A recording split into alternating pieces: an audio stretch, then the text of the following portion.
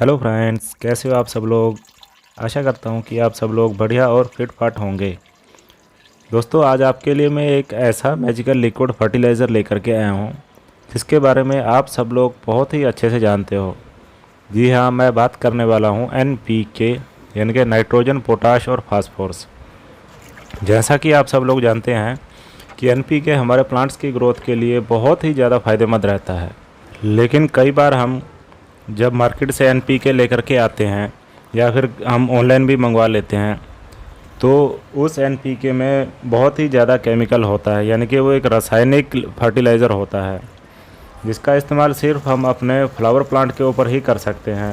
हम अपने वेजिटेबल और फ्रूट्स प्लांट के ऊपर उसका इस्तेमाल नहीं कर पाते, क्योंकि वो वेजिटेबल्स और फ्रूट हमें अपने खाने के लिए उगाने होते हैं।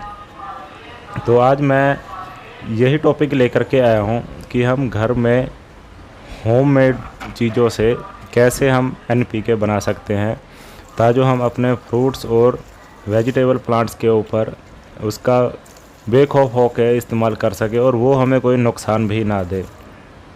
तो वीडियो शुरू करने से पहले दोस्तों, एक गुजारिश करना चाहता हूँ कि वीडियो पूरी देखना और अंत तक बने रहना, क्योंकि इस वीडियो में मैंने बहुत ही अहम जानकारियाँ दी हुई है। और वीडियो पसंद आए तो वीडियो को लाइक शेयर भी कर देना, और अगर वीडियो पर पहली बार आए हैं तो चैनल को सब्सक्राइब भी कर देना और साथ में जो बेल आइकन का बटन है वो भी दबा देना, क्योंकि मैं ऐसे ही ऑर्गेनिक गार्डनिंग से रिलेटेड वीडियो इस चैनल पर अपलोड करता रहता हूँ। सबसे पहले हमें 2 लीटर पानी लेना है। मैं आपको 2 लीटर NPK कैसे बनाते हैं वो दिखाने वाला हूँ। दूसरी चीज़ हम इसमें डालेंगे नाइट्रोजन। जैसा कि आप सब लोग जानते हैं कि जो हरी चीज़ें होती हैं उनमें नाइट्रोजन बहुत ही ज़्यादा होता है।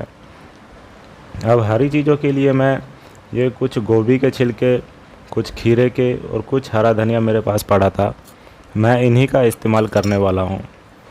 आप चाहे तो साग, मूली के पत्ते या फिर पालक, मेथी के पत्ते, या फिर जो हम आलू उगाते हैं, आलू का छिलका नहीं हमें चाहिए, जो आलू उगाते हैं उसका ऊपर वाला जो हरे हरे पत्ते होते हैं वो वाले, यानी कि आप किसी भी तरह का जो हरा मटेरियल है वो आप नाइट्रोजन के लिए इस्तेमाल कर सकते हैं। तो हमें इनको छोटी छोटी क्वांटिटी में काट लेना है। जितना हम छोटा कर सकते हैं उतना छोटा कर लेंगे। छोटा करने का फ़ायदा ये होगा कि ये हमारा जो पानी में डाइल्यूट होने में बहुत ही कम समय लेगा। अगर हम इनको साबुत डाल देंगे तो ये थोड़ा टाइम ज़्यादा ले लेगा, बस छोटा करने का इसका पीछे और कोई ज़्यादा रीज़न नहीं है। अब दूसरी जो चीज़ मैं इसके अंदर डालने वाला हूँ वो है फास्फोरस। जैसा कि आप सब लोग जानते हैं कि फास्फोरस का सबसे बड़ा स्रोत होता है बनाना पील, यानी कि केले के छिलके। केले के छिलके में बहुत ही ज़्यादा मात्रा में फास्फोरस पाया जाता है, और ये प्रोसीजर इसका भी सेम रहेगा। केले के छिलकों की जगह आप चाहे तो गुड़ का भी इस्तेमाल कर सकते हैं।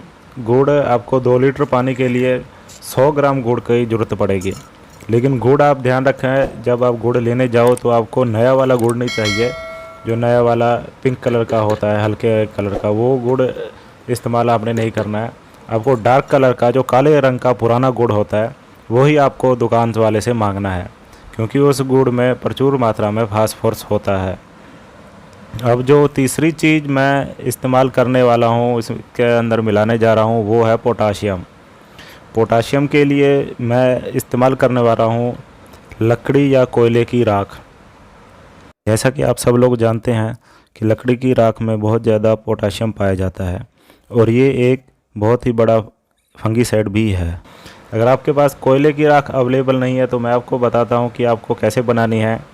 कोई उपला ले लेना है, चाहे आप गोबर, जैसे गांव में तो ये उपला आम देखने को मिल जाता है, लेकिन शहर वाले शायद इस उपले के बारे में नहीं जानते होंगे। तो आपको करना क्या है कि सड़कों पे जो गाय या जो बैल गोबर कर लेते हैं, वो गोबर आपको 8 से 10 दिन धूप में सुखा देना है, और उसको जलाने के बाद आपको ये कोयले की राख मिल जाएगी। इसका भी हमने सिर्फ 2 चम्मच 2 लीटर पानी में इसमें डाल देने हैं और बहुत ही अच्छी तरह से इसको चला देना है। ये हमारा जो मटेरियल हमने नाइट्रोजन, पोटाशियम और फास्फोरस के लिए जो हमें ये 3 चीज़ें चाहिए होती है, वो तीनों चीज़ें हमने पानी के अंदर ऐड कर दी हैं। अब हमें इसको कुछ नहीं करना है, हमें कुछ टाइम के लिए, वैसे तो ये 3 दिन में ही बन के तैयार हो जाता है, लेकिन फिर भी हमें 3 या 4 दिन के लिए इसको किसी छायादार जगह में ढक के रख देना है।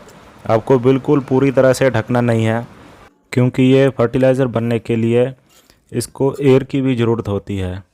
और बेहतर यही होगा कि आप इसके ऊपर जो इसका बाल्टी का ढक्कन होता है वो ढक्कन ना लगाएं।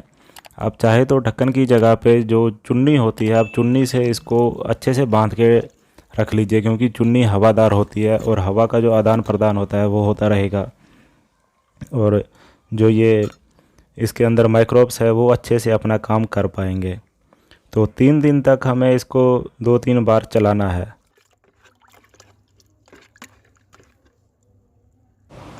ये लीजिए जनाब, 5 दिन के बाद हमारा फर्टिलाइज़र बनके तैयार हो गया है। मुझे कहीं ज़रूरी काम से बाहर जाना पड़ गया था, तो बीच बीच में मैं अपने इस फर्टिलाइज़र को चला नहीं पाया हूँ, जिस वजह से ये जो आप सफ़ेद सफ़ेद देख रहे हो ये काई यानी कि जो उल्ली होती है वो इसके ऊपर जम गई है। लेकिन घबराने की कोई बात नहीं है, ये उल्ली हमें कोई नुकसान नहीं देगी, क्योंकि असल में यही वो चीज़ है जिसके कारण ये जो फर्टिलाइज़र है वो बन पाता है। ये एक तरह के माइक्रोब्स ही होते हैं। अब आती है बात इसको छानने की। छानने के लिए आप किसी जालीदार कपड़े का इस्तेमाल कर लीजिए। मैं उसी चुन्नी का इस्तेमाल करूँगा जिससे कि मैंने इस फर्टिलाइज़र को ढक के रखा था, क्योंकि ये फर्टिलाइज़र एक बहुत ही गाढ़ा फर्टिलाइज़र होता है। तो छानने में भी थोड़ी सी समस्या होगी, लेकिन छानना पड़ेगा आपको अच्छे तरीके से। इसके ऊपर ऐसे डाल के आप हल्के हल्के हाथों से इसको हिलाते रहेंगे तो इसका जो अर्क है वो सारा नीचे बाल्टी में इकट्ठा हो जाएगा। आप ध्यान रखना कि ये इसकी एक बूंद भी वेस्ट मत होने देना, क्योंकि ये फर्टिलाइज़र नहीं है, ये एक तरह का अमृत है। ये मरे हुए पौधों को भी ज़िंदा करने की इसके अंदर ताकत है। आप निचोड़ निचोड़ के सारा जो इसका अर्क है वो बाल्टी में भर लीजिए, और बाद में ये जो वेस्ट बचेगा इसको आप वेस्ट तो बिल्कुल ही मत समझना, क्योंकि ये भी एक ताकतवर चीज़ है। आप इसको अपने कंपोस्ट बिन में डाल देना, जिससे कि कुछ दिनों के बाद ये आपका ड्राई कंपोस्ट बन के तैयार हो जाएगा। तो अब बात आती है कि हम इसको अप्लाई कैसे करेंगे। अप्लाई करने के लिए जैसे हमारे पास ये 2 लीटर गाढ़ा फर्टिलाइज़र बना हुआ है, हम इसको डायरेक्ट अप्लाई नहीं करेंगे। डायरेक्ट अप्लाई करेंगे तो ये हमारे पौधों को नुकसान देगा। हमें इसको थोड़ा सा पतला कर लेना है। पतला करने के लिए इस 2 लीटर लिक्विड फर्टिलाइज़र के अंदर हम 2 ही लीटर पानी ऐड करेंगे, तो ये हमारे पास 4 लीटर फर्टिलाइज़र बन जाएगा। और एक बार अच्छे से ऊपर नीचे करने के बाद हम इसको अपने प्लांट के ऊपर अप्लाई कर लेते हैं। तो चलिए मैं आपको दिखाता हूँ कि हम इस फर्टिलाइज़र का इस्तेमाल कैसे कर सकते हैं। फर्टिलाइज़र का इस्तेमाल करने के लिए आपको एक दिन पहले अपने पौधों के ऊपर पानी दे देना है, ताकि जो मिट्टी में थोड़ी नमी बनी रहे। और इस फर्टिलाइज़र को अगर आप फिर डालोगे तो ये फर्टिलाइज़र आपका वेस्ट नहीं होगा, ये पौधे सारा न्यूट्रिशन इससे ले लेंगे। मैं ये खीरे और ककड़ी के प्लांट के ऊपर इस्तेमाल कर रहा हूँ, इसका अपडेट भी मैं आपको अगली वीडियो में शायद दे दूँगा। तो एक और है जो जिसको जैसे कि हमने घर में गुलाब लगाया होता है, गुलाब के पौधों के लिए तो ये पूरा वरदान है। गुलाब के पौधों के ऊपर इसका असर बहुत ही चमत्कारी तरीके से होता है।